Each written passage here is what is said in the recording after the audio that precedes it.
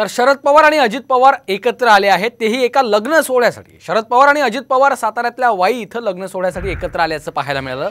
मकरंद पाटील यांचे पुतणे उत्कर्ष यांच्या लग्न सोहळ्यासाठी दोन्ही पवार एकत्र आल्याचं देखील पाहायला मिळालं।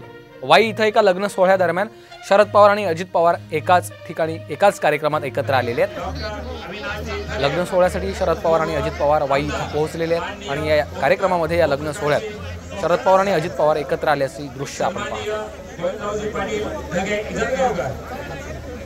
वाईतल्या लग्न सोहळ्यातली ही दृश्य आहेत आपण पाहतोय। शरद पवार या लग्न सोहळ्याला उपस्थित आहेत आणि याच वेळी अजित पवार देखील या लग्न सोहळ्यासाठी उपस्थित आहेत, त्यामुळे दोन्ही पवार या लग्न सोहळ्याला उपस्थित असल्याचं चित्र आपल्याला पाहायला मिळतंय।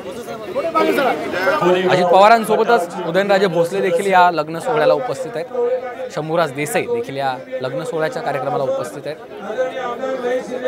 तर या लग्न सोहळ्याच्या निमित्तानं शरद पवार आणि अजित पवार एकत्र आल्याचं देखील पाहायला मिळालं। मकरंद पाटील यांचे पुतणे उत्कर्ष यांच्या लग्न सोहळ्यासाठी दोन्ही पवार एकत्र आल्याचं पाहायला मिळालं। साताऱ्यातल्या वाई इथं हा लग्न सोहळा पार पडतोय आणि या कार्यक्रमासाठी शरद पवार आणि अजित पवार या लग्न सोहळ्याच्या निमित्तानं एकत्र आलेले आहेत। ही थेट दृश्य आपण पाहतोय साताऱ्यातल्या वाई इथून। मकरंद पाटील यांचे पुतणे उत्कर्ष यांच्या लग्न सोहळ्यासाठी दोन्ही पवार एकत्र आल्याचं पाहायला मिळतं।